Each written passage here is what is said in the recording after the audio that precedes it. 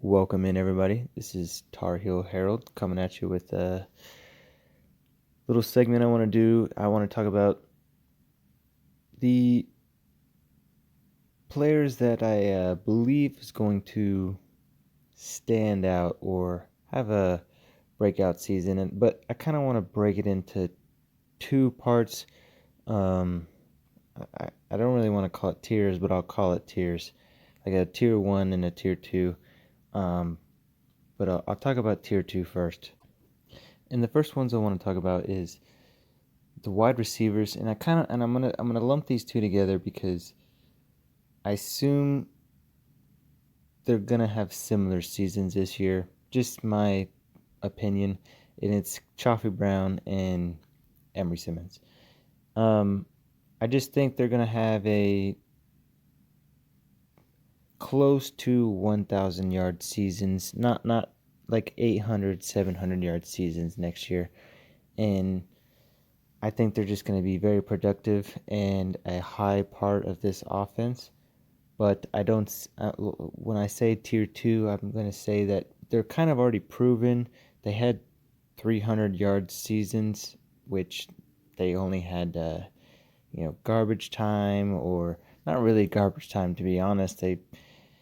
They just came in at random times and got a reception here or there, and some of them were even for big plays. So, but with full time, I see 700 to 800 yards. Maybe even one of them could be the breakout ones next year. But I'm just putting them in tier 2 because I fully believe that they'll be right there every moment, every down.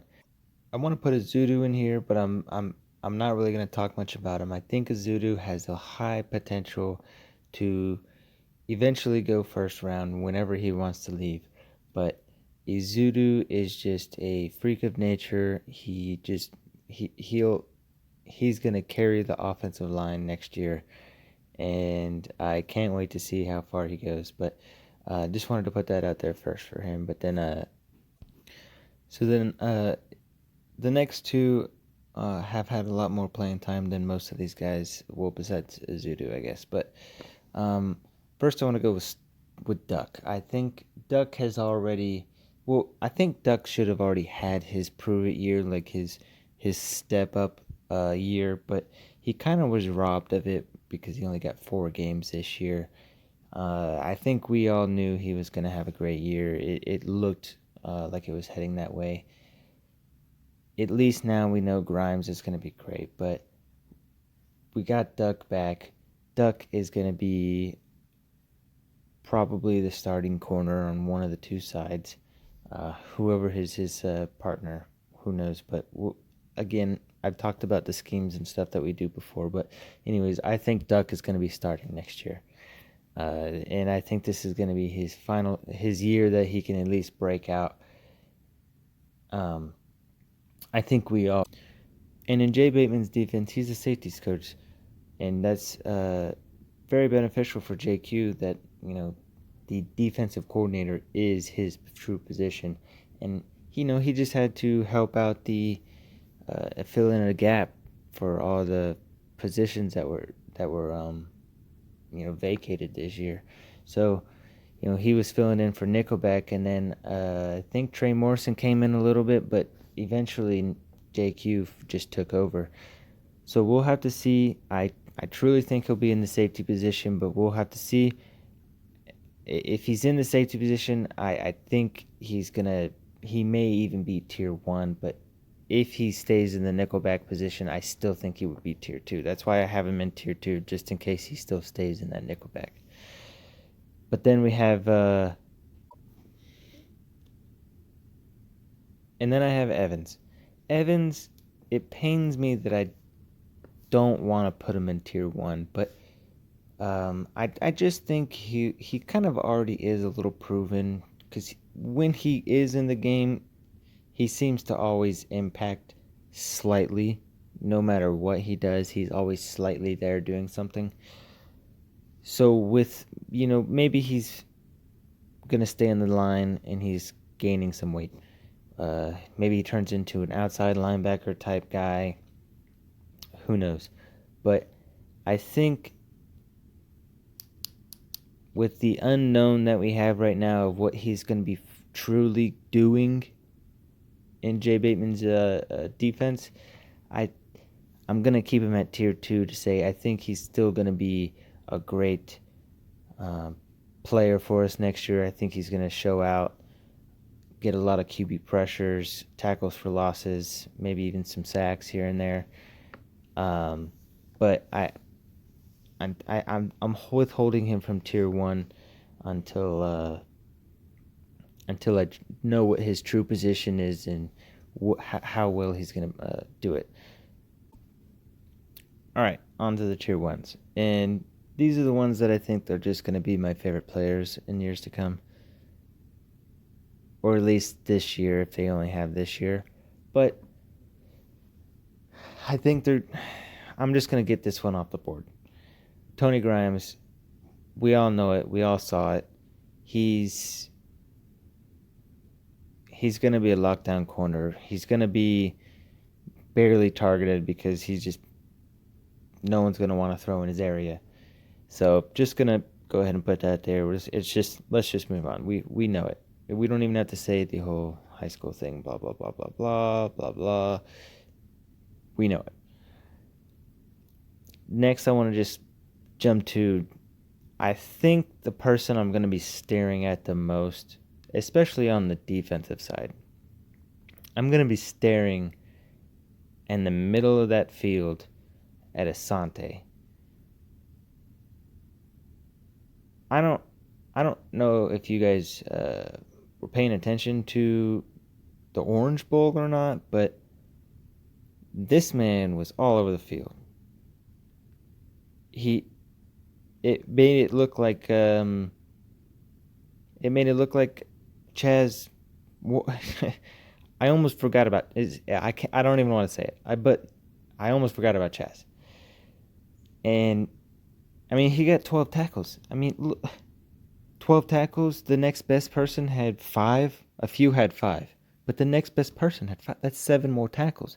I don't remember how many were assists, but nonetheless, that's 12 tackles. He was all over the place. I mean, because they're run heavy, I understand, but they're just, it's, I wish I knew how many were tackles for losses. I think he had 1 at least, but I'm just saying, it's just, I'm ready for it, and he's gonna be all over the place. I don't know how well his coverage is.